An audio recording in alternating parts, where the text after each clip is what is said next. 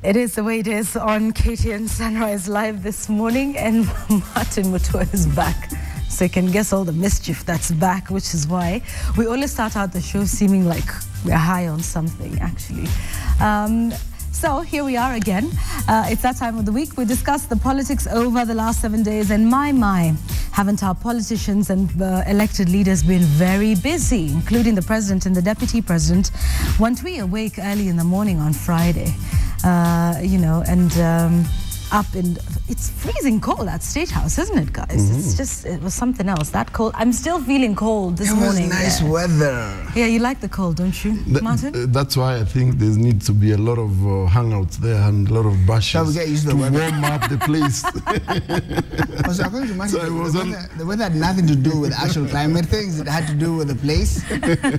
That particular area has a different weather? Yes, indeed. I think that's why Uhuru Kenyatta can't hang out alone all the time. No, that's why he's always inviting people, right? Yeah. You need to make the place. I can't understand how Kibaki used to have it like that on his own all the time.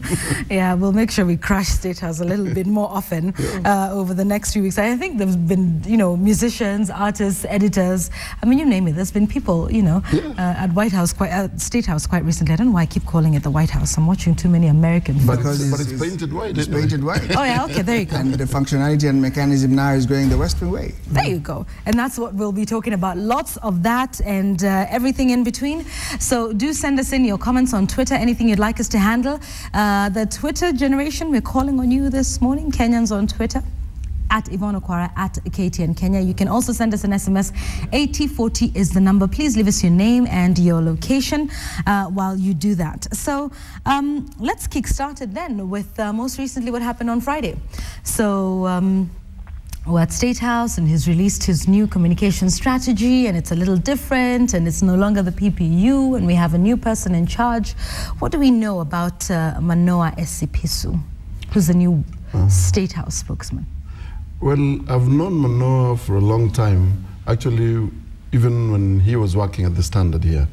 Those days when he was here, I think I'd just joined, and he used to do mostly business. He was on the business desk, and then he left and he worked at Reuters. He's worked at the African Development Bank. Then he's done some stint at the UN. So he's quite an all-rounder. He's done a couple of stuff in terms of in his journalism career. So he's made his mark in terms of sort of the business reporting, and because that was mainly his line. But I believe with his reporting in terms of business, he has been able to interact with many people across the board. So, well, he has a wealth of experience in terms of journalism, and with his new job, I think we can only wish him well. So you never know, because this now, I believe, it's a different ball game altogether. It's not business as usual. So he should be prepared for a lot of challenges that come with this government, because as you can see, they have a lot of things that they're yet to resolve. So he'll be called upon many a times when maybe Uhuru Kenyatta cannot be found. We can be able to hear his voice, because now they're doing it differently. He's been mandated to speak in terms of ensuring that he gives out information from State House. So we're watching in terms of whether they're going to do things differently as opposed to what we've been seeing in PPS. So the onus is on him to ensure that we get things differently, but it's a matter of time. Yes, and like you say, we wish him all the best with that one. The president has a whole different way of communicating with people. What do you make of that question and answer session that he had, on Friday? At some point, even when he was talking about the teachers' strike, he got, you could tell he was extremely emotional about it, but it was the first time that we're seeing him, a president in this country saying, fine, it's open season, ask me anything you want, anything is on the table. It seems like he's a lot more open to the press and to the public by extension. Well, first off, I want to congratulate Manoa. I do not know him personally. I was introduced to Manoa that very day, and even in that situation, it was easy for me, in my own estimation, to see why the president would choose to have somebody who's not rolling with us in the tumble right now, because with press freedom has also come a certain laxity in rules. There's also we've now had a certain mediocrity in some of the content and people we have, and it was going to be difficult to select from within this breed and have somebody who would get the respect of the press of the day.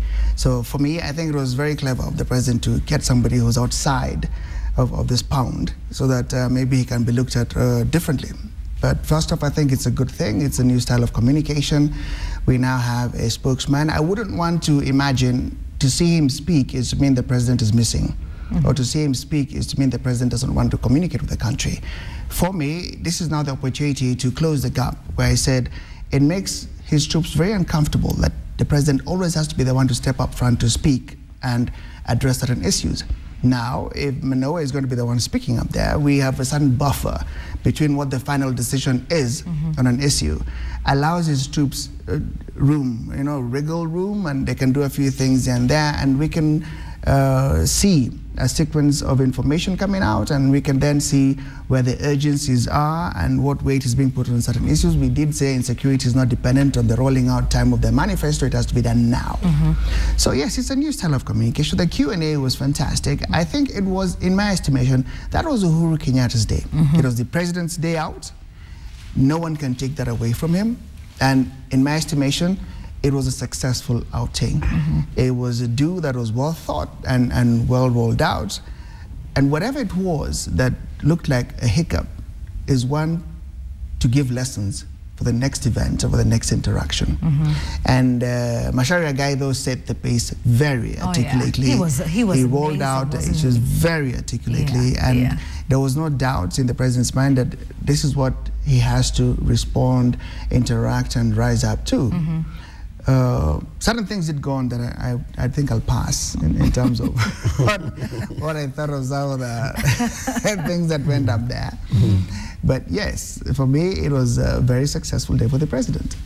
And he managed to literally dominate the headlines simply by doing that, and then giving all the media houses a one-on-one session. And I must say, even in the interaction with him, not as daunting as you think it would be. I'm about to interview the president, and he just comes and he sits down and he's as easy. And it seems like there's no question that you cannot ask him. I mean, there was a time in this country, there were some things you would not even say to a cabinet minister, at the time, to a permanent secretary at the time. And, this is a person that you can ask literally. Well, he did show it when he was beating the trail. He did show that his demeanor is going to be different. He did show that he's going to be one person. And also, this is what they call the generational gap. He's in a space where you interact, you step up on the platform, you defend your position. If you choose to make statements in public, if you choose to hold a certain opinion, this is the era where you have to step up and defend it and speak for it. If you look at his temperament, because for me, that is his Achilles heel. And when he spoke to the issue of the teachers, had he gone on for just 2 more minutes, he was going to flip. He was getting emotional about it. He was. He was getting personal about it. It ceased from being what my government is rolling out to become a personal opinion. Keeping me up at night. Yes, I was up until 1 a.m. Yes, and it was. You could see he was controlling he was controlling himself. But 2 more minutes of that, and the president was going to flip. And that's actually an interesting one, because of course it's great to be open, but what are the downsides to being very open? I think former President Daniel Arap Moi managed to maintain that enigma, in this country. You never knew what he was thinking. He had a poker face, and some of his statements were a little bit, you didn't quite know what to read into it. It had 10,000 different interpretations, I think, when he made some statements, not all of them. Martin made them out. Yes, what are the downsides? Martin made out that Morse code. Yes, he probably does, in his crystal ball and everything. But what do you think are the downsides to being open? Because, as open as you are, and then the praise comes, but what about when it's time for the criticism? Because right now you see people tagging Uhuru Kenyatta in tweets, and sometimes those tweets are not the best, or the very savory ones. Well, you don't expect to get the same response in terms of the situation as such. So, I mean, there are those who will not like to see what he was doing, and there are those who are happy that he would do the same kind of thing that he was doing. Being open is not an issue to negotiate. He has to be open in terms of what his government is doing, because the reverse of that is that if you don't become open, then you start allowing speculation to creep in. So I think that was a good thing to do. For me, I think he has also raised the bar in terms for his government and his cabinet secretaries, because if the president can be open, what would stop any cabinet minister from giving information? Because the president himself is open, and also you can see the challenge was thrown even to our friends in Parliament, and I hope he has bumped into the speaker before he went to Abuja, so that he can impress upon him that there's need to become open, yes. And that's the way it's supposed to be. Okay, well, understood. Number two even is then. there. I mean, your number one is out there. He can speak. He's an orator. He can meet the people, albeit his short fuse. Okay. Number two is out there. So you don't have a choice. When you're a cabinet secretary or principal secretary, you do not have a choice. I was reluctant, I still am reluctant to make a comparison between the communication styles and communications efforts of former President Daniel Moi and former President Kibaki, because for me, you're showing me a fiber ad. If you look at the fiber commercials that are running on TV now, one of the guys is still doing the smoke signals, and then the guy has got it together in a second. So clearly for me, that's a fiber ad for me. You ask me to compare what happened then, what is now. I'd rather concentrate on the guy who's saying, nah, I've got it going. Okay. And as the girl was being asked them both, is that your wife calling? So that's done. This guy is a fiber guy. He's going to communicate here and now. That's a great analogy that you make that I think will remain in Kenyans' minds for a while. So obviously taking a look at that, but there is a downside to being open.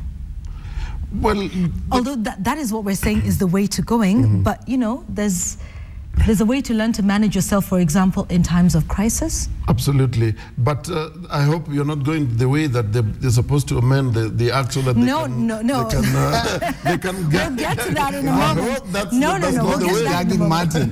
How about that? But, no, what I mean is how he handles himself in a time of crisis. Because trust me, and we understand this, being in the public eye, it's great when you get all this, great stuff, you know, good. But then also, the same way in which the praise is dished out is the same way in which criticism comes. And it could even be more harsher. It could even be, yes. So in times of crisis, they must know a way of dealing with issues. Though you're not supposed to let out everything before you sort out issues. First, deal with the issues. Once you're through with them, then you can communicate. That's allowed the world over. So because you can't lay everything on the table when you have nothing actually to communicate. Otherwise, even in terms of strategy, you might fault. So you deal with an issue and make sure you get to its conclusion. But even along the way, you must keep people abreast, even if it's something similar to what is happening, the semblance of the truth. But you are on the way, at least keeping people abreast in what is happening. But that's the way to go. But you don't keep holding everything back. And even if people come to look for you, you are rebuffing them. That doesn't work. Here's the thing. I mean, and if you look at this historically, and you don't have to go too far. In fact, history is probably not the word to use. If you back up a little, and Martin, you can attest to this. President Uhuru Kenyatta, prior to being president, was not the guy who was with the media. He was not a guy who was switched on and would be with the media at every rough and tumble in every corner. He was averse to media exposure, all right? The thing is, at least he's switched on enough to realize this may not be his choice, may not be his way of doing things, but this is what the country requires right now. And I'm happy that he's been able to adapt to it. He's been able to step up and say, this is what is needed. I'll not just go in there and look like I'm being pushed into it, but I'll go in there and take it. And his personality allows that. And that is also his advantage and disadvantage. Like I told you, he's got a short fuse from what I've seen. And also, he's the kind of a guy who, when you really need him to express himself, he will. And that is a nightmare to his handlers. I would imagine, and that yes. gives those guys malaria. When he just stands there, it's worse than a Panadol moment. This is the kind of guy who can hold his arm and say, you know what, I've had it. I'm tired, I've had a long day. What's up with you guys? Right. And not exactly in that English. It would be a bit more coming to it. So he's stepping out also. You must understand, he's come from a space of close competition. It wasn't a landslide victory. It wasn't a victory they own in totality.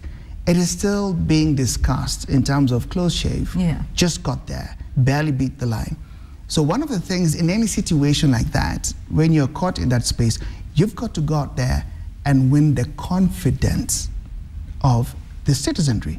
And you cannot do that by sitting back and sending smoke signals from State House like we knew before. You've got to get out. People have got to see you. So he doesn't have much choice in this. If indeed he wants to show, I did have a plan for you guys all along. I just didn't want to shout about it. Now that I'm here, I'll tell it to you. I'll tell it to you. All right. So it was about, you have to win the confidence. And that is why he will also be seen in areas where they didn't do much in terms of garnering support. These two guys, these are guys with a plan. There's a strategy to it. Here's another thing, and that continues, you know, to demystify the presidency. We had Deputy President Ruto speaking after the president, because the president spoke and answered the questions, and then the deputy president came on after him to clarify any issues or to just add on to that, you know. He didn't clarify. He didn't. He was actually adding his voice. To an issue which, in fact, if you ask me, it is the first time that we've had an elaborate response to the question of the laptops, because it had been reduced to a batting ball, you know, and it was being, everyone would bat from one corner to the other. And I told you now, it is not even fresh to criticize President Uhuru based on the laptops. But that was the one time when he did step up and say, this goes beyond what people are arguing about. We actually knew about the curriculum that had been developed. He had a plan. So what I saw from his deputy president was, it was evidence of the synergy those two have. It was also evidence that they were prepped for this situation. They knew what they were dealing with.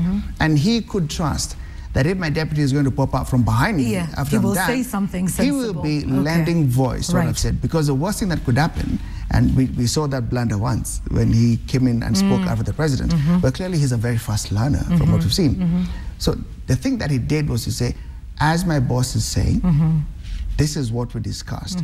In other words, I'm just topping up a little from what my boss said. You cannot step up there and say, no, actually, what we really had in mind, and then it goes contrary to what your boss said. That was synergy at work. It was an open session, and they were actually proving they can run an open session. And they were proving, even if you disconnect us, I mean, if you divide us through formal speeches, and if you have questions in between us, we can bounce back from two sides of the room saying the same thing. They've developed a line. The thing which I keep asking about ages and ages, where is the line between politicians? Where is the line between a group or leadership? So they have actually developed a line. That's what came across from me. And this is what we're hoping we will see with the cabinet secretaries as well. That's where the problem now comes in. If the kind of stuff Ruto was explaining, why hasn't Kaimenyi said that? Exactly. Why has he been just doing shadow boxing with these other characters? I mean, he should have been the one to say these things that Ruto said. Yes. He should have, to make us understand. I mean, he's not shadow boxing, he's boxing to the best of his capacity, which isn't good. It's short of what is required. I hope they learned something from what their bosses were doing. And that's what we're talking about, giving information. Why hasn't, unless they're not in tandem with what is happening in terms of this laptop project, Kaimenyi ought to have been in that particular, we had that brief and explained to the media that, or to Kenyans, that this goes beyond what you guys are thinking. It is this, and the same way the deputy president said. So that's where you can see now the disconnect where it is. Maybe you have people who are not absolutely well briefed in terms of what is happening in government, or they do not know what they're doing. Okay. Yeah. Or understand the need to communicate that to the public. Okay. So perhaps a lot of catching up that's needed. But even while that was being discussed, obviously the issue that Macharia Gaitho brought up at this media breakfast was the issue of the amendments that are said to be made to that Media Act. And, it'll now become the Kenya Information Communications Amendment Bill 2013. And it's all about self-regulation. And let's clarify, it does talk about regulating the content during specific instances. Yes. Does it say all the time? It only mentioned like cases of, an emergency, perhaps similar to what they were doing in 2007, when they banned all live broadcasts during that time of the post-election clashes in the country. Martin, your thoughts on that? That's why when we were discussing with you at time, when you brought it, when we were discussing informally, I was asking myself, what was going through my mind is that, why would they bring up these issues now?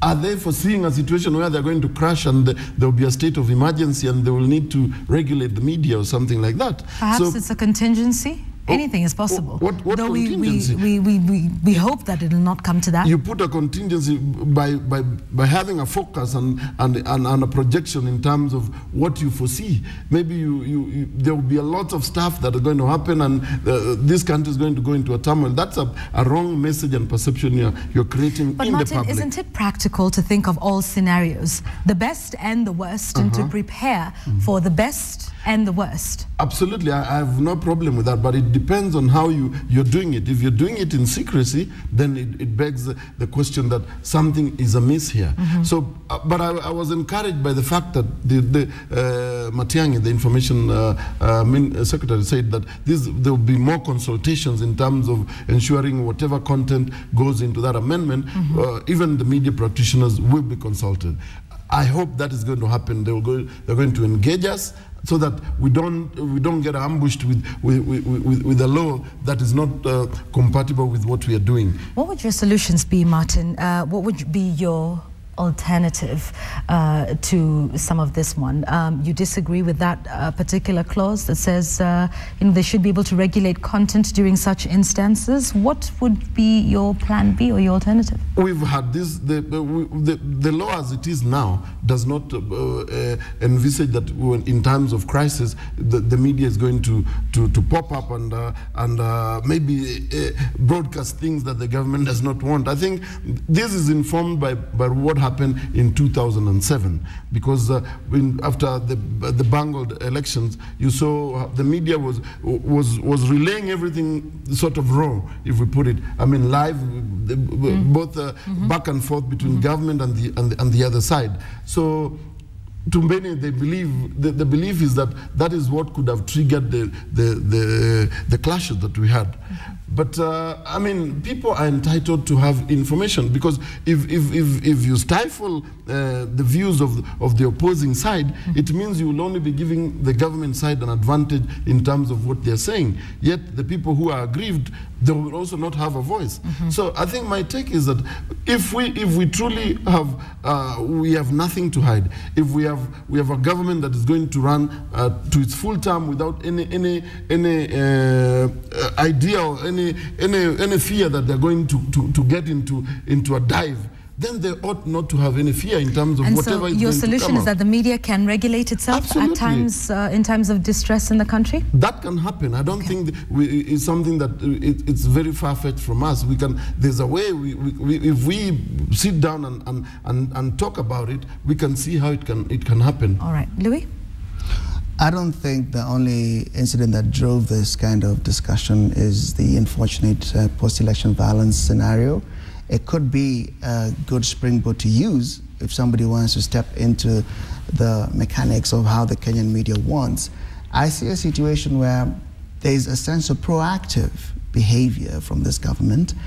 As they reconstitute a lot of their areas, we see the West Wing creeping up into this state house at a speed which is quite high. One of the things you need to do, especially with the kind of setup you have in communication, is to think ahead of how to handle your local media. Because you're saying, I'm going to be dealing with them more often than I have before. And so you will look out for best practice and ask yourself, what happens in the Commonwealth countries?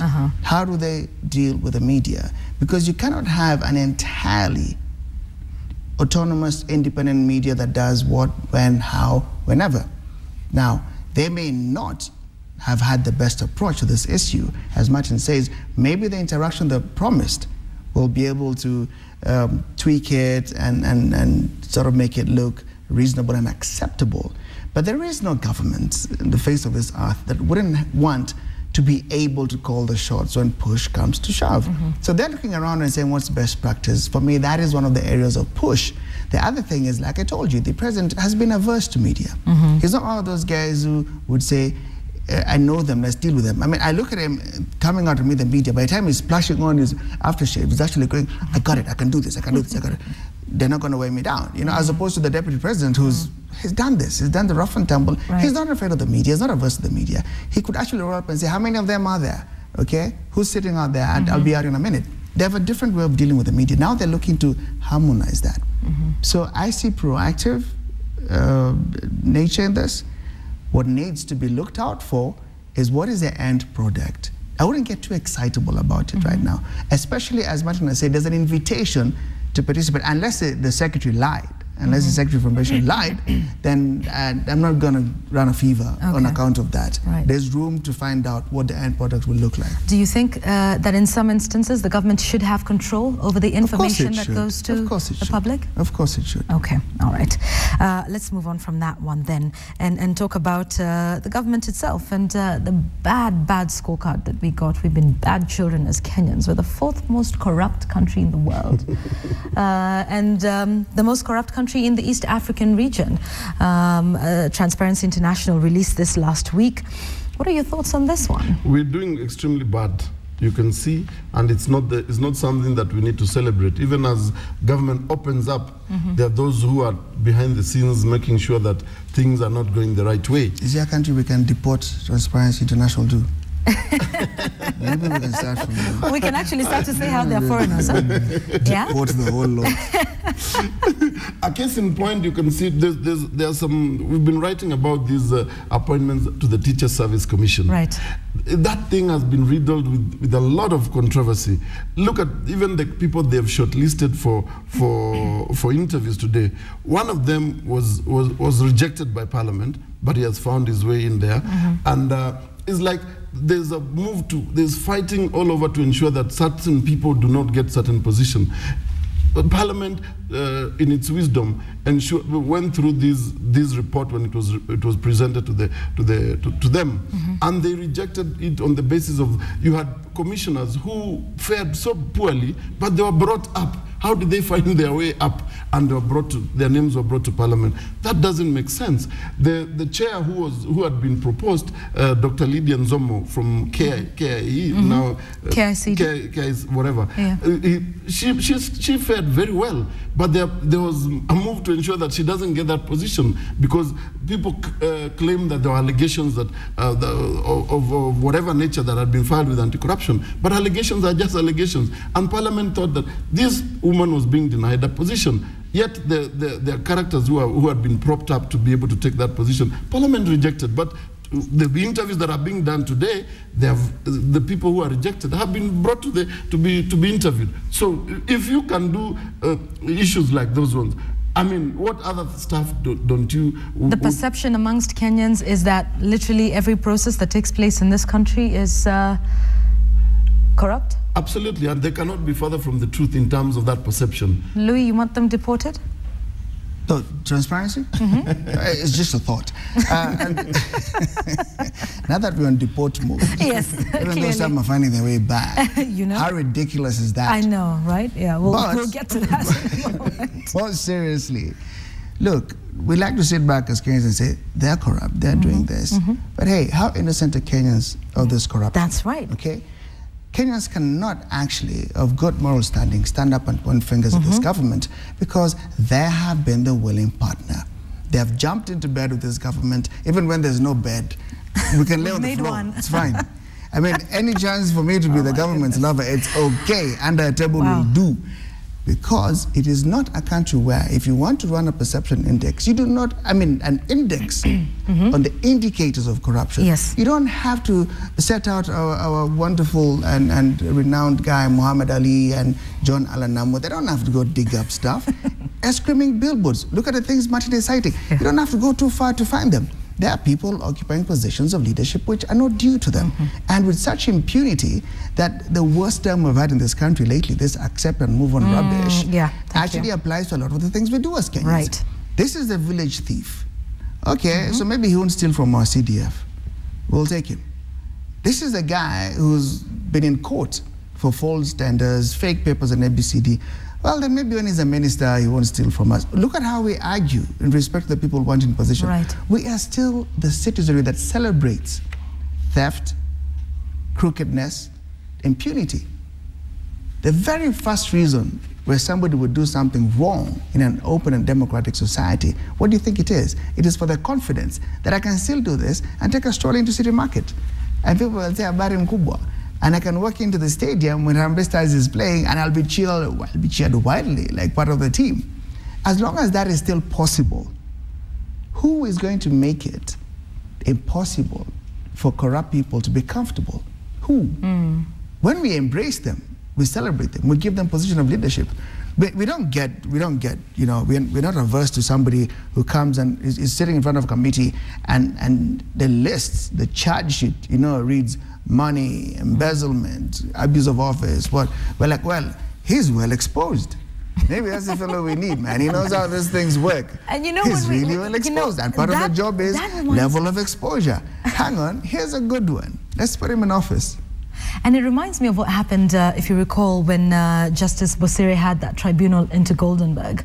And that picture made me sick when we had Kamlesh Patni. I know where you're going. And all these little girls went up to him and please sign my autograph. For what? He was a star. Of what? He's in Kenyan eyes, he was a star. I mean, you know, if that was one of my children. How many do you have? Yeah, you see, there's a reason I don't have any right now. If that was one of my children, she would spend the night outside in the balcony. What do you mean running to Kamlesh Patni? But I get that for these children, it's not an opinion that they come to on their own. It comes from their parents. It perhaps depends, or, you know, society in general, the light in which we discuss certain individuals.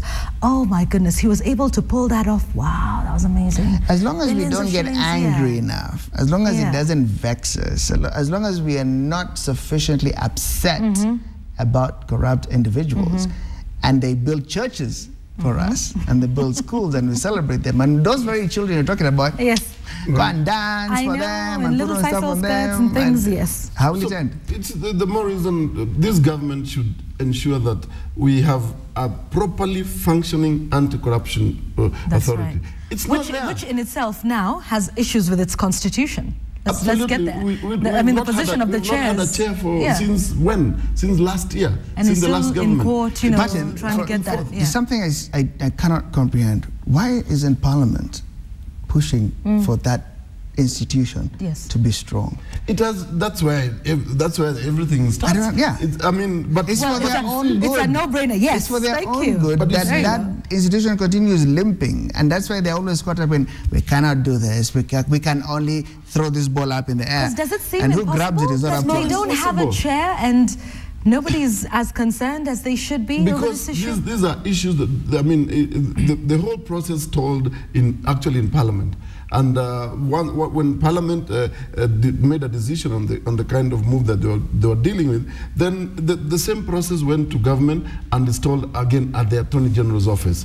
From there, it went to court. Then it has stalled in court all these years. So why hasn't, I mean, the Attorney General, who's the chief legal government advisor, should find a way to ensure that this matter is concluded, because the buck stops with him, to ensure that he can be able to have this body properly constituted. But the moment you don't have it properly constituted, it is good for them, because whatever happens, because they tend to feel that this body tends to encroach on their turf. Makes them uncomfortable, does it? All right, we talk about the Ethics and Anti-Corruption Commission, and I know you said we glorify or seem to allegedly corrupt individuals, but what about us as Kenyans? Is there any one Kenyan, do you think, today, and perhaps I can ask you this one as well, and just let us know what you think, who can say they've never given a bribe or never been involved in any Oh, yeah. Any impropriety whatsoever. No, you know, and the biggest one is with traffic offences. And here's the thing, if you're caught with a traffic offence, what do? You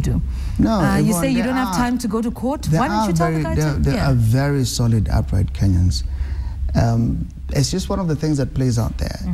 In their exposure, in their upbringing, they have found politics, discussions in the media to be for a certain breed of people, and they don't want to get involved. Okay. But there are many Kenyans who do the right thing, and they pray about it, and they pray for this country.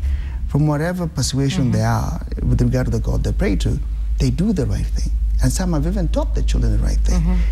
Pity is, those are not the voices we're deferring to. Those are not the voices who put themselves out there. Because when one or two have tried, and your track record reads not a single sin, you're going to make it difficult for us to make money on those sittings. Step aside. Right. Don't blame. And as Kenyans, we let that happen. Yeah, it's just that the voice of the straight Kenyan isn't the one we're listening to. It's not brave enough to step out there. It's gone back to that, I'll mind my own space, my own business. But there are Kenyans who really do the right thing, and they want the right thing to continue. Okay, all right. Yeah, it's only that the problem is corruption has been made like a way of life in this country by our leaders. Because when you see certain things happening within the top echelons of this leadership, why would it not occur from the bottom? I mean, once they set the pace, their lieutenants will definitely follow. And like you talk about, even some of those leaders who might be doing the right thing, their voices aren't heard as much. They're very lonely. They're very lonely in those positions. They've been really hounded, and people look to paste stuff on them that'll make them either join the team, get compromised, or get out. But you can't be the guy playing ball with us. You're not a team player. You know, we've changed that whole concept of team player. It's not a positive anymore. So in Kenya, in that position to be a team player, it's not good. And this is one of the things, well, I'm leaning on the fact that my president is a very wealthy dude, okay? And I'm leaning on the fact that he's not going to be swinging deals. And he's not going to be having guys stepping up on the table and saying, how about this one? I think that's why when the members of parliament made that threat to reduce his salaries, it was like... No, and that's a good thing for me. He's above that. And I would hope that he would get a few more guys who would be at that level. It's hard to achieve at this point in time, but that is a good way of looking at somebody in terms of making decisions. It's not the norm. And unfortunately, we can't use his example as trickle down to what Kenyans are doing. Yeah, but even as I agree with you in terms of the status of our president, he also needs to lead the way in terms of ensuring, to show the public that he doesn't like this thing called corruption. Because the fact that we've been listed as number 4, it should worry him and his regime in terms of this kind of situation. That should give him serious malaria. So there needs to be some action being done to show that something is being done to eradicate this vice. But as long as we assume that the president is okay and everything is going to, so there won't be any corruption, that won't fly.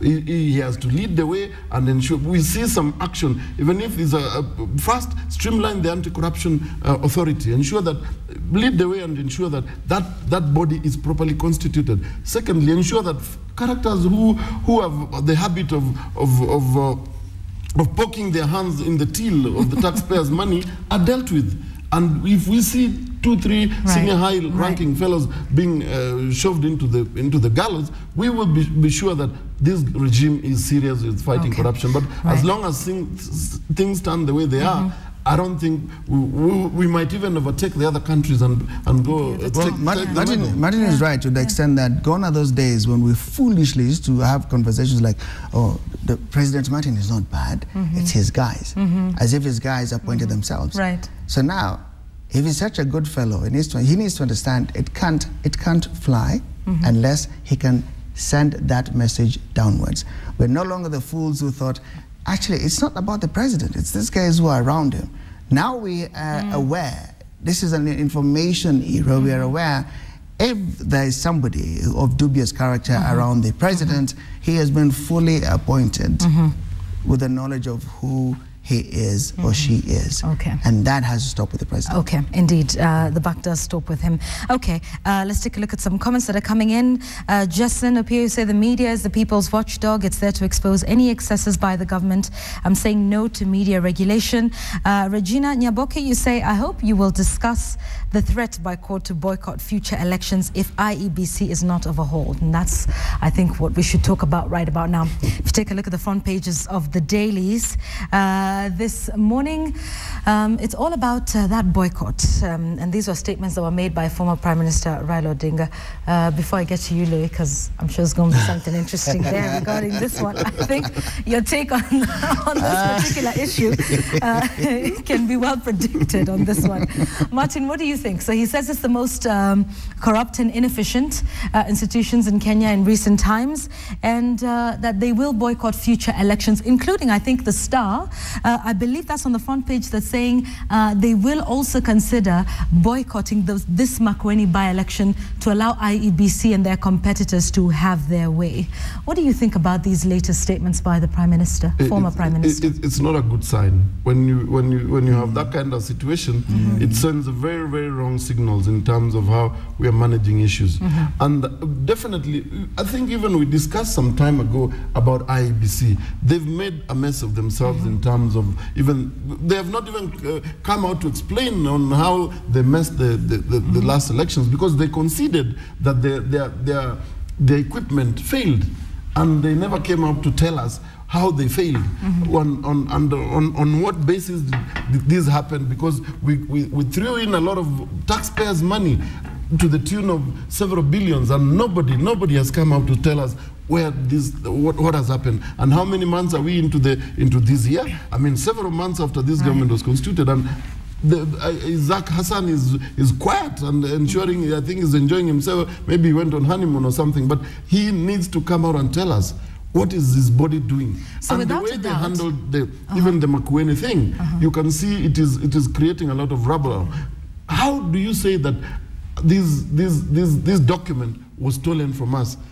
If that kind of statement sent very bad signals, because if, let's take it a wild guess that Kethi managed to steal these, the way they are putting it, it was stolen from him. So how many more documents were stolen during the last elections? It shows you that it means there are several documents. So without a doubt, there were inefficiencies and there were some challenges in the way IEBC handled the election. That is not in doubt.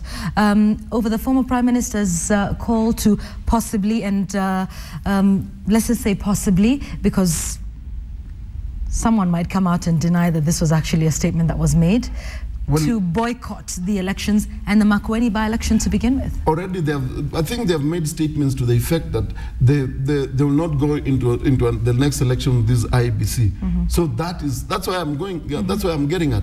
There has to be a way of dealing with this issue, because if we continue like this, it means there's already a credibility crisis in terms of accepting that IEBC can run any election. And that's why I'm saying it's a very dangerous sign that we are giving. And if it means that CORD is coming up now is bracing for a fight in terms of how whatever elections that they are going to be undertaken. So the Makueni one is another test. I don't know. The case is still in court. I think Kethi has filed it in court. I don't know. It will be heard starting today, and hopefully a verdict given by the 25th, which doesn't give her much time, because the by-election will be the next day. Louis, what do you think what do you think of the idea of boycotting the election, though, when a statement like this comes out of the Prime Minister's mouth and he's the leader of CORD? Where does that leave Kethi, who's battling in court starting today? Should she just drop the case? For Kethi, I've stated here consistently, it was going to get ugly. It's gone uglier than we even imagined. It's not enough that there was dispute about accreditation in terms of being a registered voter. Now we're going down to her master's degree? In other words, they'll stop it. But we did say this. We did, and I don't know what happened, but then again, if you wake up in the morning and the guy's filling up your living room, one Raila Odinga, one Mudama, one Musila, one Kalonzo, you'll buckle and you'll do this. And I think she found herself in a very awkward scenario for a very local for a very local scene, and she is a pawn in this. Before in terms of the statement, before we get there to the statement, do you think this is all a witch hunt now? Because apparently now it's her master's degree. Of course, NARC is distanced. Which is the witch being hunted? From you tell just so that we're clear. You tell me. Yeah, you know, has it ceased to be? Yeah. Look, regardless of whether it's NARC or whoever, a letter has been written to the University of Nairobi saying, we want to ask what happened with this one. This is politics. And it's dirty. But do you think it's a little much? I mean, come on, they got what they wanted. You know, Kathy's nomination certificate they didn't get what they wanted because she didn't throw in the towel. It's not done yet. Well, because like... So you squash it until... But that's politics in this country. It's ugly, it's unfair, it's ridiculous. I told you, if Kathy is going to be on the ballot, she will take it at 6 a.m. That's what I told you. And all this is as a result of this. This is strategy. Is fighting because they want their candidate there. And they want, but for me, I think they've gone below the belt for this, because even if whatever happens with the masters, I think, is she qualified in terms of the qualifications she has? That is okay. But now they're moving it a step further, because it's going to get that in terms of let's be clear. I'm personally upset that she's going to go through this. I just wish she would have realized this is what we warned her about. Yes. And it's unfortunate that they're going to do this to her now, because it appears that their estimation is, don't get her on the ballot box, we can win. But if she steps up, it's done. As Martin says, it's done at 6 a.m. So for them, that's a strategy. And it's dirty. But that has been the nature of politics in this country. And until we change that, this is what we'll see. I personally feel very bad for her, and I wish this was not the way to do it. You remember I'd said here that morning of that ruling, IEBC, I mean, these are not the guys who are easy to defend in terms of being competent. How bad would it hurt for them to have just said, you guys go compete? Would that have been the worst of the crimes they've committed so far? I don't think so. They could have just said, you know what, you people go sort out your local manenos. Why make it their maneno to sort out? Why make it an IEBC issue? So this is a girl who's been caught up in what is really called a dirty political. She's a pawn in this, and they will do anything to get their way. So that we've talked about this so much. It won't change. I am personally upset. It just seems like it's going to get worse, isn't it? Well, I mean, for with them, every as long as they believe that if she's there, she'll win. The idea is make sure she doesn't step up, and that won't end. Okay. Now to your statement. To the statement, yes. I'm an ordinary Kenyan, okay? I have a vote. That's my power. I can grab Martin and take him to the local pub, or I can go to church with Martin, or I can sit with you in a chama. I can discuss my vote as an ordinary citizen. I can decide I will not vote, misguided as it may be, out of emotional thinking. I may decide I'm so upset with this situation, I'm actually not going to vote. I don't like what is happening. Everything that comes out to do with this electoral body looks wrong. And that's where you get the word voter apathy, because a citizen who has the power of a vote feels it's useless if it won't be considered. So it worries me that if the guy who's the official leader of opposition wants to behave like me and says, I will not go to the polls. So what's the difference between me and him? What's the difference? We can't be sharing the same statement. He is in a position to do different. They're in a position to do different. It is a constitutional body which is in contest. There is a way to go through that contestation. Do not become the regular citizen and start doing this voter apathy nonsense of, actually, I'm so upset, we will not go. What do you mean? This is not the day and era of where you tell the country, if we don't like it, we will not be there, we won't do it. Do you think the country will just go on without them? I tell you, we're way past those SACCO statements where you can get up and say, we have started this AGM and we're not going to do it. With all due respect to SACCOs. Yeah, this is a country. it is much bigger than that. The problem is not the SACCO. The problem is a country is much bigger than a SACCO. And I would have expected more, because if he gives up and says, we won't go to the polls, how does that change that institution? We expect him to institute things in place with the powers that they have, with the access they have, with the knowledge they have. We expect them to lead the country in showing if this constitutional body is doing the wrong thing, here's how to fix it. But if you're going to run out to the street and join me in saying, "Name jam, Starkey," what's the difference? All right, we'll leave it at that for this hour. And that is the question we're asking you. Do you agree with CORD's call to boycott future elections if the IEBC is not overhauled? This and so much more that we are discussing on the way it is right now. We want to take a short break for some commercials. We return with lots more. There is a lot more to talk about. For example, those arguments on Mirai in Parliament. Were they tasteless? Pun intended. Think about that. We will be right back with all of that after the break. Go on.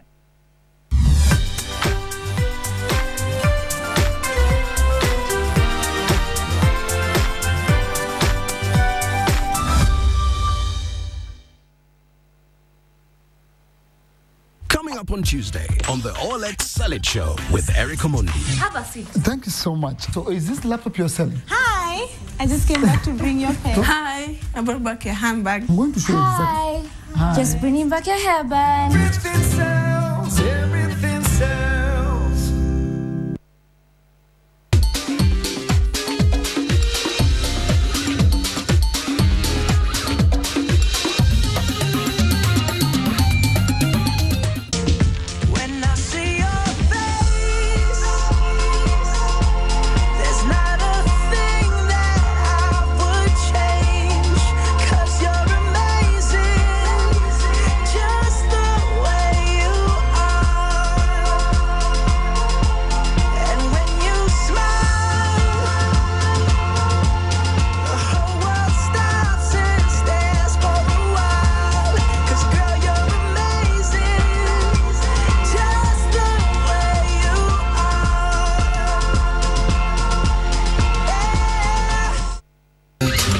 It's time to upgrade from washing powders.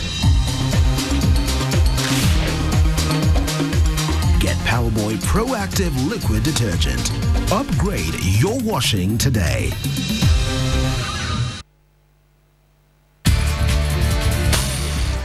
With Fiber, you enjoy high-speed internet for your kids to do online gaming and streaming of movies in HD quality.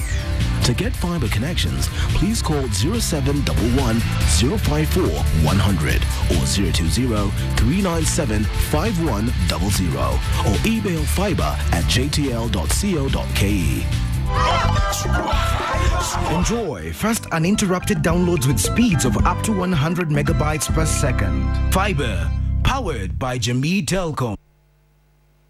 It couldn't be easier to post an ad on OLX. Take a picture of the item for sale. Go to www.olx.co.ke. Write a brief description of the item. Price it and post it for free. Sell it.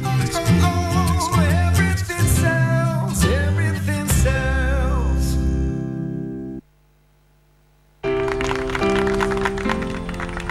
You may now kiss your sweetie. You're my sweetie, my sugar.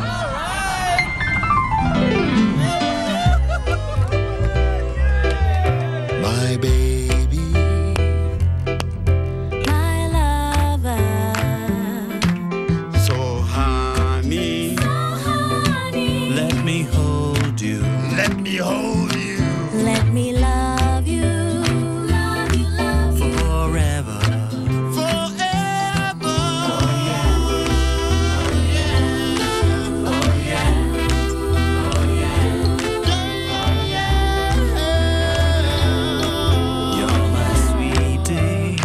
Sony Sugar. Simply the sweetest.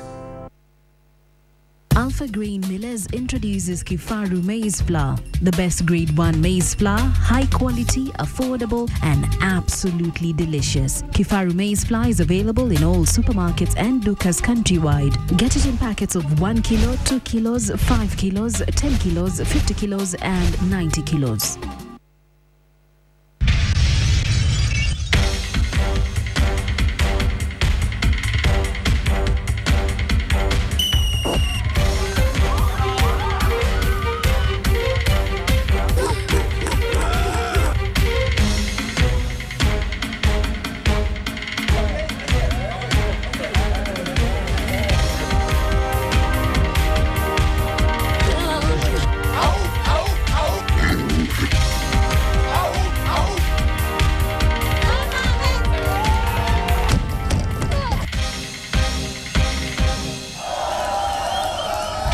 ultimate challenge in association with Nivea Men.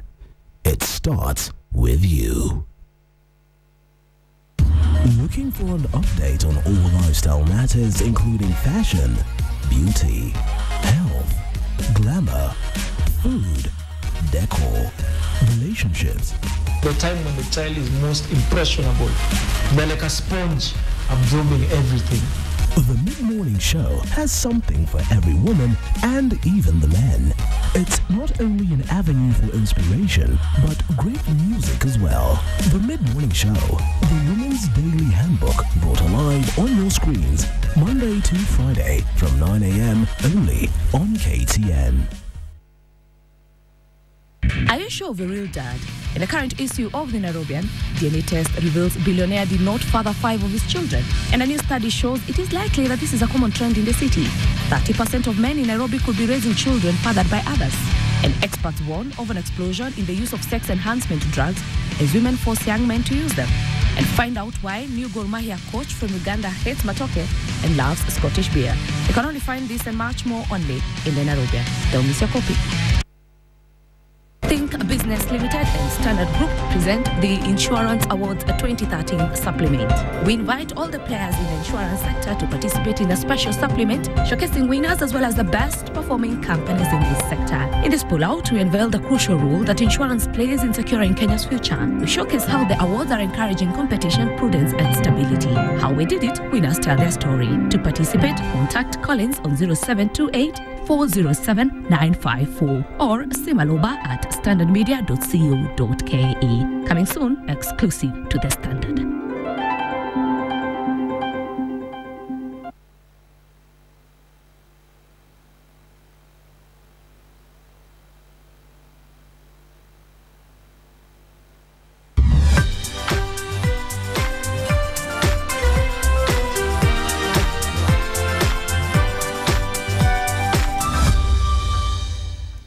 Right, welcome back. You are watching The Way It Is. Let me just take a look at some of your feedback. Brian, you say court keeps losing opportunities to look like a viable alternative for the government. Seems to come off. They seem to come off as bitter losers. Tobias, you say yes, IEBC is not trustworthy and they need to be overhauled. JM Kimani, you say, witch hunt or not, issues of Kethy's integrity cannot be ignored. We saw all the proceedings and we will continue to see those court proceedings that begin today and we will be live from the High Court of Kenya at 9. So you do want to stay with KTN for that. Abel Kandia, you say, never. They always complain and they're like crybabies when things don't go their way. Cowards. Michael Obari, you say yes. You agree with CORD's call to boycott future elections if the IEBC is not overhauled. Let's move away from that one for a moment. And if you watch the proceedings in Parliament, you will have noticed the arguments that were going on regarding Britain's ban or considered proposed ban on Miraa, which, by the way, is worldwide. Okay, there's many European countries. It's not just Britain as well. But here's what I found a little, those arguments, I'm sorry, I found them crass and tasteless, and I just didn't expect it. Oh, women who do this have better sex. I was like, what the hell were we talking about? Was I the only one who thought it was a bit distasteful? I would have thought, let's bring up 7 other studies that say Miraa is not bad. That, you know, even when we talk about it being a drug, these are the effects and it's not as bad as they're trying to put out. And then we're talking about the 2009 census and people who consume Miraa can father children. Was I the only one who thought this argument was just completely tasteless? Well, they had an opportunity here to market Kenya because in terms of the people from Meru, they believe that theirs for them is a cash crop. Right. And they had an opportunity to ensure that they gave a very critical and sort of to ensure that guys understand better how Miraa, that's right, what Miraa is for this but they country. Wanted us to understand it better. No, they went the wrong way. No, that's the problem. That's a problem when you don't do some research before you go for a debate or a motion or whatever you're supposed to undertake. They say that's sex sells. But that is not what you're looking for. I mean, in terms of, I know I've had an opportunity listening to some of former MPs who talked about the issue of Miraa. Even then, like people like Mauka Maore, even Kiraitu Murungi, they have defended this cash crop in a more better fashion, not in the way that you're putting it. So that is an opportunity lost. And I mean, the members of parliament from that area should feel ashamed because they had an opportunity to do something including which they members of parliament from other areas, whose names we will not name. But let's be fair to say that the UK envoy has said he will relay our concerns to his government, but not on that, on those. Hopefully, they will not consult the Hansard on that one. So because of verbatim that came out of that. There are countries in the Scandinavian who accept Miraa, and it's something that I think for scientific reason, it's even what I've learned is that it is used to manufacture certain drugs.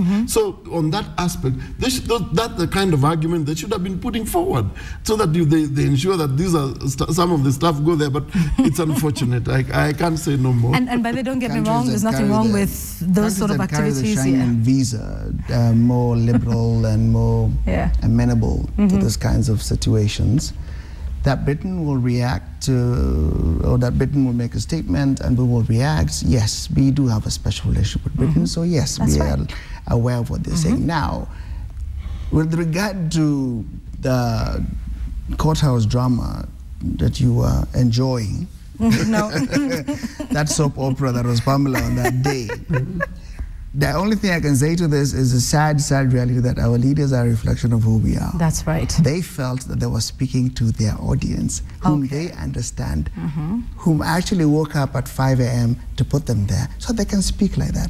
They actually believe this is what Kenyans like. They actually believe, as you say, sex sells. So if I speak like this, I'll be considered a very clear, a very open person and a very switched on person, because there are no areas I'm afraid to go. So I look like I'm a brave leader. I have no areas which are no go for me. And that is a problem. Don't get me wrong, Louis, though. Even as we say, it's a reflection of who we are. There's nothing wrong with all the issues that we're discussing in sex and, you know, how many children who can sire or father or whatever. There's nothing wrong with that. It's just the way it was put. But that's what I'm saying. People speak to an audience. When you step up to an audience, you imagine, what will my demeanor be? So the problem is, as long as they imagine that is what the Kenyan audience is, we have to be the ones to reject that. If we weren't happy with the level of discussion, we have to be the ones to say, I expect you to articulate that in a better way. But where was the Kenyan the audience for that particular discussion? Yes, I know the members of parliament represent Kenyans, but with that particular argument, I would believe the people they would be targeting with that message is the British government. No, is the House of Commons, is for that message to go to them? Let me tell you. Ain't no need in telling Kenyans that there's something wrong with what's happening with Britain, because this is the leadership still that has perfected the art of separating the audience. These leaders are still the same as old. What they do in public is not what they do in the boardrooms when they meet these people. The arguments are always different. That's why there's no consistency of decisions. When today you will be, you know, climbing the walls and thinking we are at loggerheads with a particular foreign mission on a foreign issue regarding a particular brand of Kenyan goods, and tomorrow it's resolved. When was it resolved? So they play to a different gallery. To them, they were talking to Kenyans. They know that when they want to go and communicate to the Brits, they will go and have a formal meeting and tell us, actually, this is what we are actually saying. And that's what they perfected. Now, unless we as a country put a stop to these double standards, this is what will be treated to for a long time to come. That is not them addressing the Brits. They choose a different forum. They even travel. And so that's how they're addressing Kenyans. We should be so sad. But this was on national television. It should be so sad that you can't do this kind of thing if you're a leader, in terms of, you know, you are being watched by all scopes of It is wrong. It was, as she says, unpalatable. But I'm telling you, as long as these guys believe that that is the Kenyan audience, they'll do it. And so sad that they choose to interact with the Kenyans in that way. Do it. Right. You need to understand, until the day somebody understands, I cannot do this. I can't. Until the day Kenyans make it unacceptable? Yes. Right. Until the day the guy says, if I do this, I can't go and watch the bull fighting, because before the bulls fight, guys will tell me off. Until they understand, I can't do this and stroll into Nakumat, people will point fingers at me and tell me what is wrong with you. They will continue doing it. Right now they think it's the thing to do, so they will do it. But it's quite shameful in terms of you lower the level of debate in the House. Right. The House, and that is what we have to resist and fight and throw back at them. That's what I'm saying. The House is supposed to be a place of integrity and ensure that the kind of debates that are coming up there have a certain reverence. Exactly, and some sort of structure and order in terms of how far we can go, and even sort of to inspire even kids who are in school, so that even when they go for their own debating session, they would want to perfect in terms of that's what Parliament is supposed to be. As Kenyans, we should reject that level of discourse. We should reject and say, you cannot inspire me when you speak like that. You cannot be the leader that I can point my children at and say, and then on Sunday they're in church. That's part of business, that's the man. thing. It's in the diary. There's a reason, actually. That's in the schedule, Yvonne. Come on. For many people, some people who may not get it, there's a reason it's called the August House. It's got nothing to do with the month of the year. Absolutely. There's a very different meaning to the word August when we talk about the House. And I just thought it should have been better. And I was a bit shocked that I didn't see more people coming out and, speaking out against this sort of argument. So we do have one on Twitter. Waithera Nganga says, I expected better articulation, plausible discussions, thought through, and a strategy to re-establish the Miraa market as opposed to what we're not demanding that. That's why we won't give it. Exactly. That's why when you have certain debates in Parliament, before any member of Parliament goes there, they are well briefed beforehand in terms of what is going to come for debate. Clearly, so it is up to them to ensure that they do proper research. I think that is done though. Because I do know. Then that's not research. No, what kind of research was that? It's here are the notes, and then I give you the notes, and you decide, well, to hell with the notes. I can do what I want. I'm telling that's you, a problem. No, I'm telling you, it's not a lack of information. It's not a lack of research. They actually believe that is what we want to hear, and that's where the problem is. That's why it has to come back to us to tell them, no, we expect better. It will not end until we are able to communicate that, until we get sufficiently upset as Kenyans. They will, because they believe they're talking to us. That is what we want. And they're telling us what we want to hear, apparently. And if we don't say anything about it, then we're happy with it. Then it means that research is misplaced, or it's gone awry. Because if you are talking to us, yet you are supposed to be communicating to a different audience. In terms of the issue is here about Britain. It's not about Kenya. Right. So you should be addressing Britain. And you can't address us because there will be no any other forum. Believe me, you have only that forum to deal with that issue. So there's need to step up the kind of debate in Parliament to ensure that we have the people, our MPs understand issues that are brought to them and what they should be talking on the national platform. Because Kenyans are watching, not only Kenyans who are watching, it's national television, everybody is watching. Right. And remember how we stream all these things live? Absolutely. Right, okay, all right. Let's stay within Parliament for a moment. Parliament, the Senate, this war of words between the senators and the members of National Assembly, do you think we'll ever see an end to it? It reminds me of, what happened during the last administration when there was always barbs being thrown between the office of the Prime Minister and the President. I was not consulted on this. I shouldn't have to consult you on that. And this carried on for the entire 5 years, up until, the very last moment. Certain, appointments are made and somebody's not happy, somebody proposes this and someone's not happy. It was very tiring, in fact, for the Kenyan public as well, when they were watching all of this. Do you think what's happening between the senators and the governors, or rather the senators and the members of National Assembly, which is now roping in the governors, by the way, I think Dado, who's the Tana River governor, told MPs to stop being jealous of them. And it's like primary school. You're jealous of me because I bring crisps for break and not bread. But as long as they're fighting for space and tough, this war is not going to end.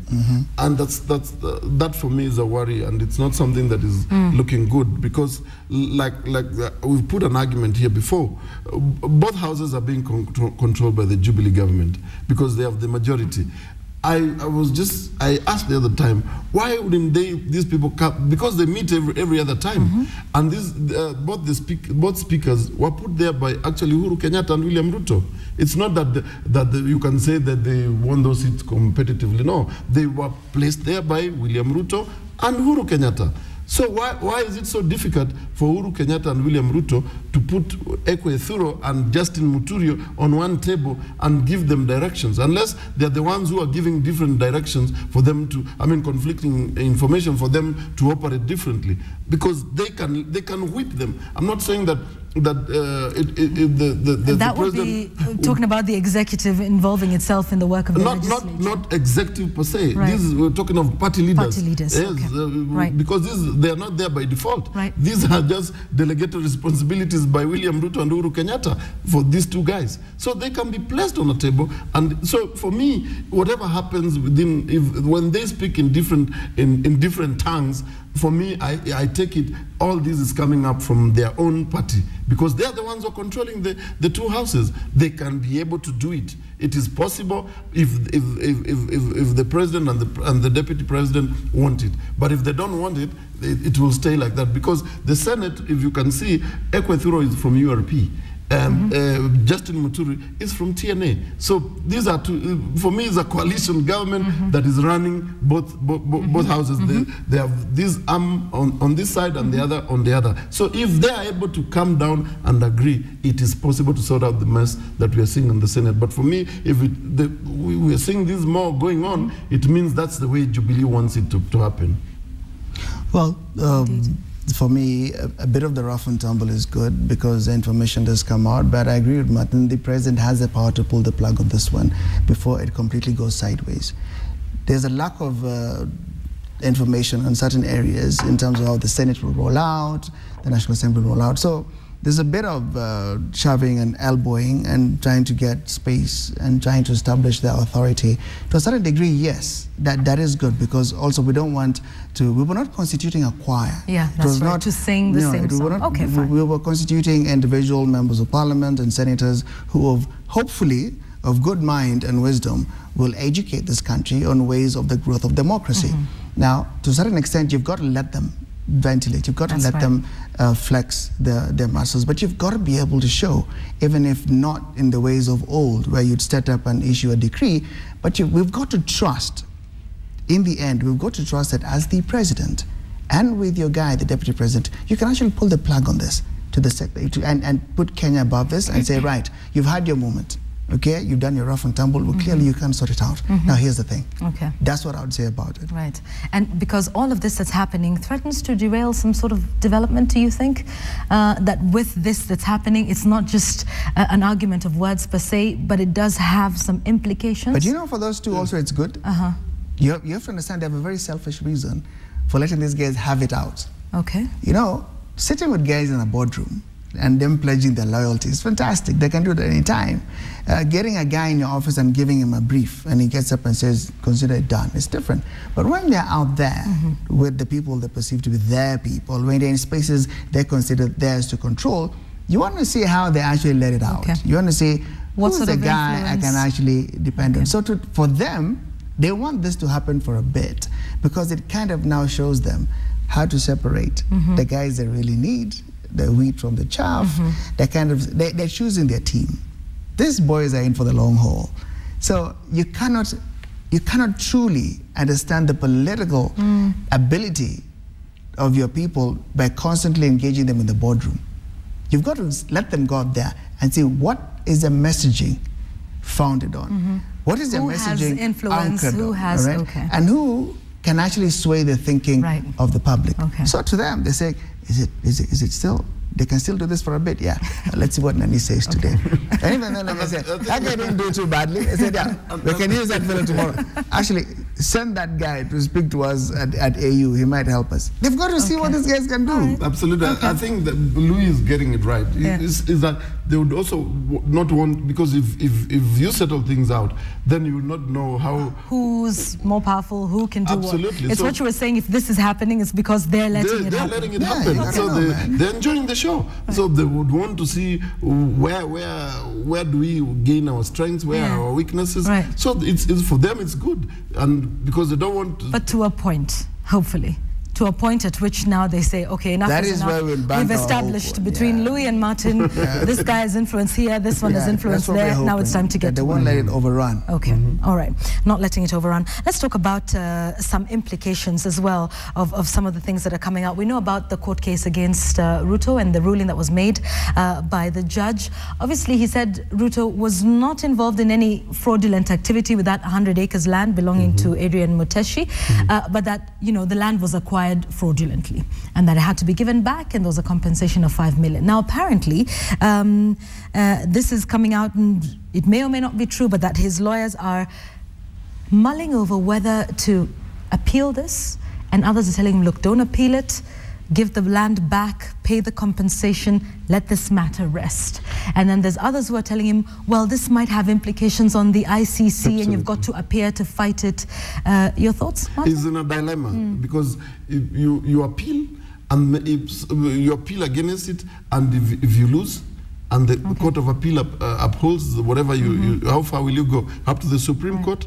And it may also look like he's continuing to bully this guy. Absolutely, right? And then it doesn't look good. So I can understand where the deputy president is. He's a sort of on a catch-22 situation. And you remember one of the charges at the ICC is on these issues of crime against humanity, forceful eviction and movement of population. So if he lets it go and it's incited at the ICC, for sure, you see, you actually evicted somebody and you stole his land. So you know it's going to add some meat to the fodder of the even though prosecution. The court did say that he probably, you know, he was an innocent buyer, but then found himself embroiled in some fraudulent deal. Exactly, but you're the one who's owning the property. You've taken over the property. So he's in I can understand his predicament here, and it's not looking good for him. So, and the fact that even the court has ordered that he should pay this guy and return the land to him. It's something that even anybody in Ruto's shoes would feel very, very, very worried, because if that is proved to be the case and that one is cited at the ICC, is not going to be. I'm telling you, he's not going to be enjoying his cup of tea.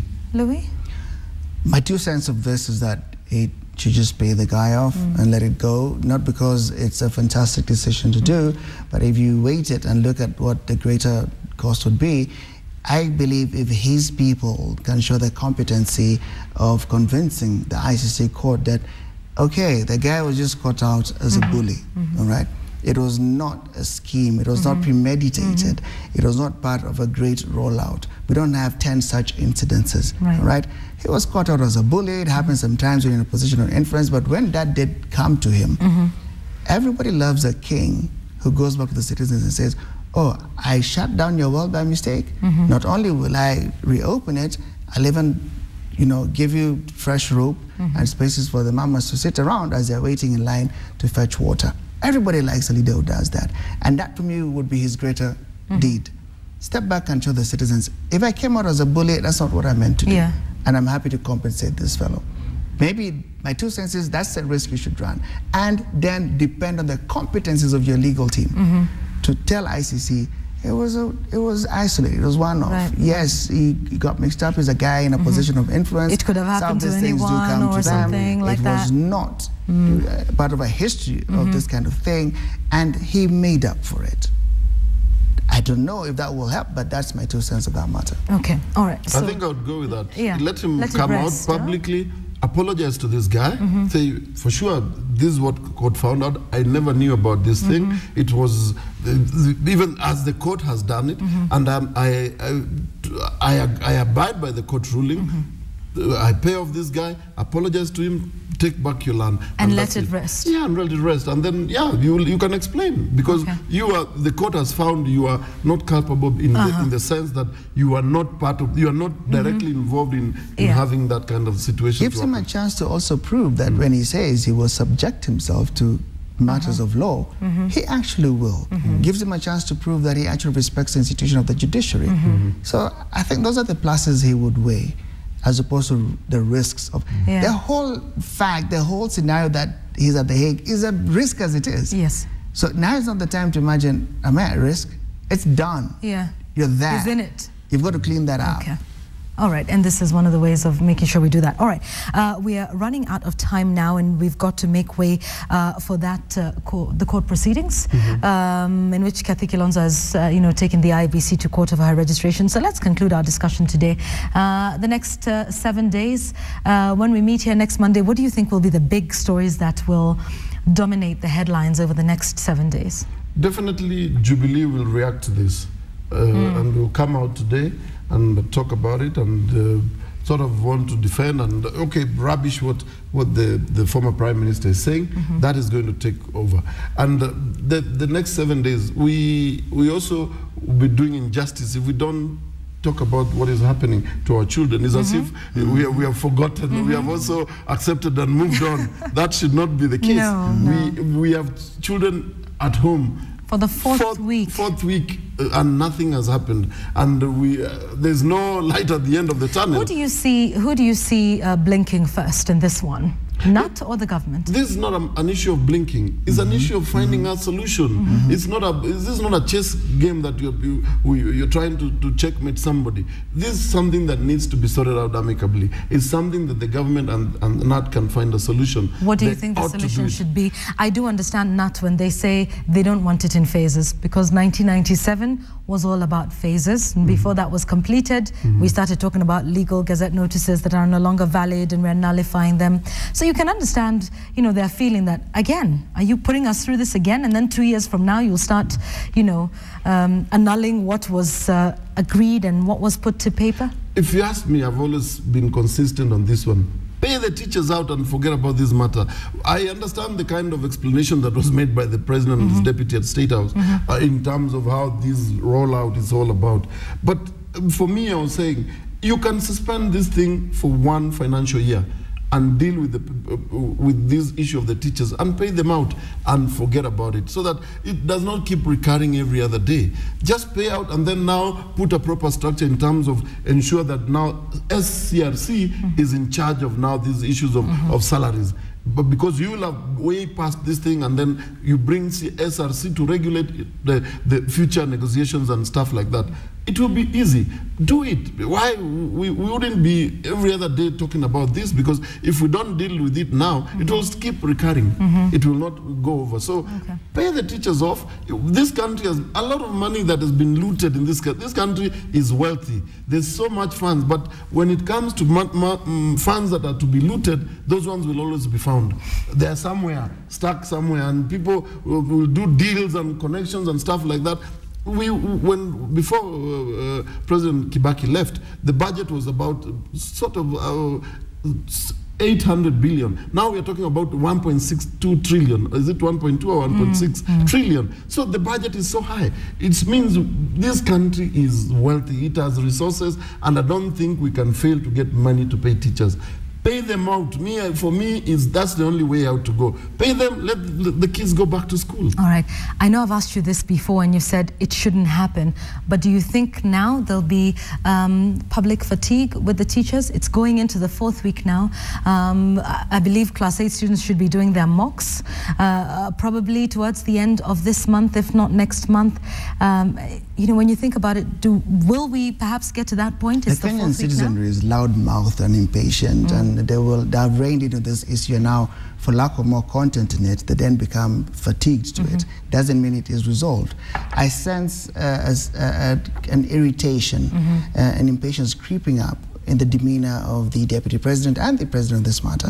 Unfortunately, they need to recognize that those two gentlemen and their team, to those guys in that union, those are their President Uhuru and their Deputy President Ruto, and they're trying to show that they're being true to their mandate. You cannot disrespect them and disregard them to the extent that you know you have facts over and above them.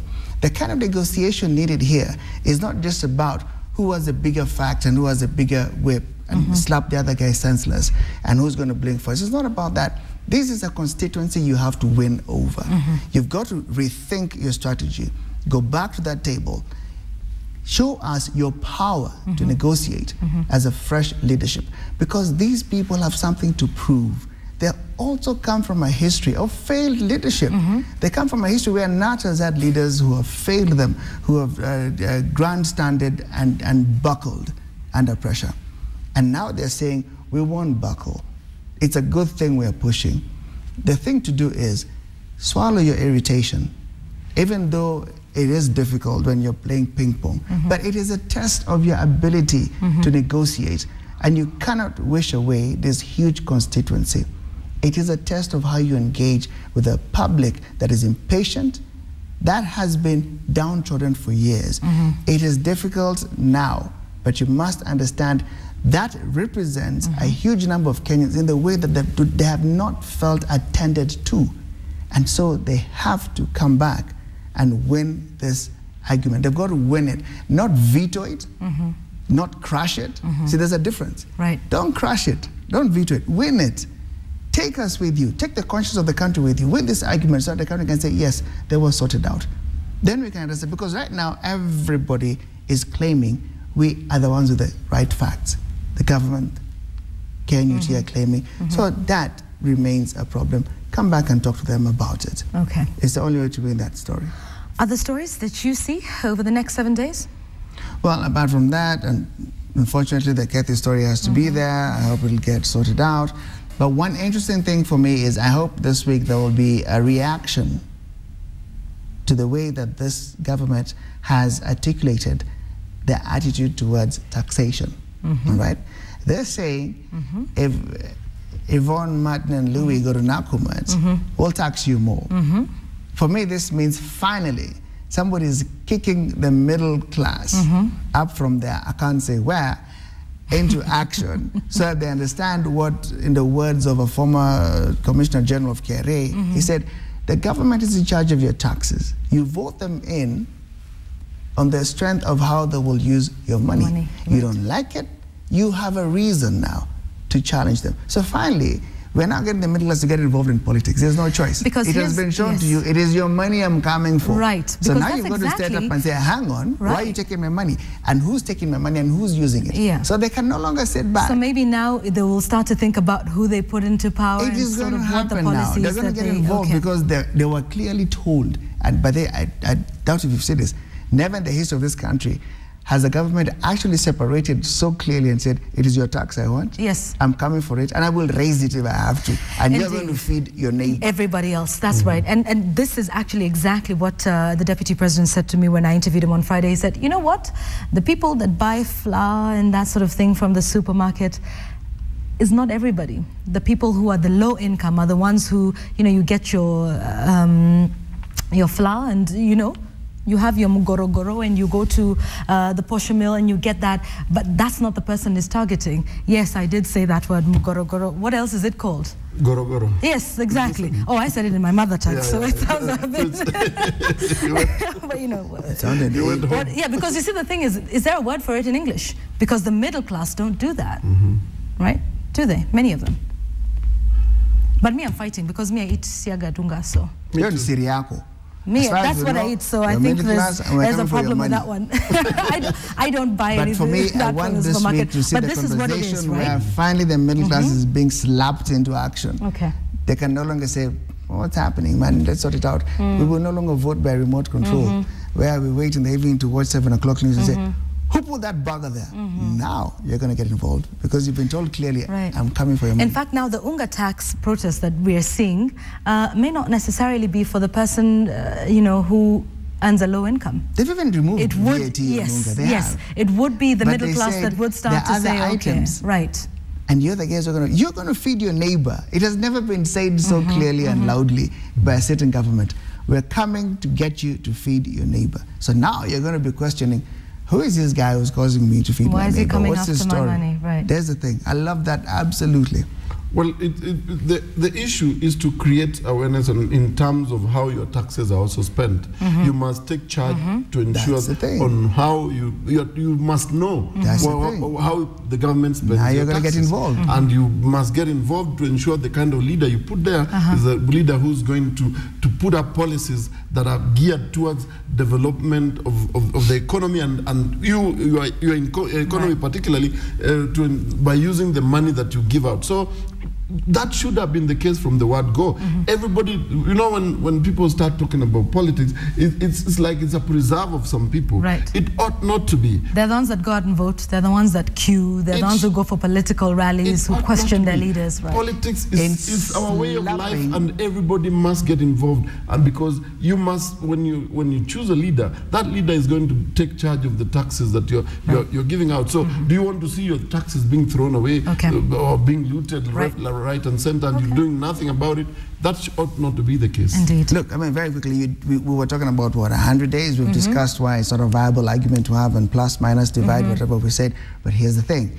Slapping the middle class into a wickedness has the effect of an educated and exposed person running back to the village to now protect the citizenry from this mediocre promises, the moon, the stars. This is how to stop those promises. This is how to stop a politician from over-promising.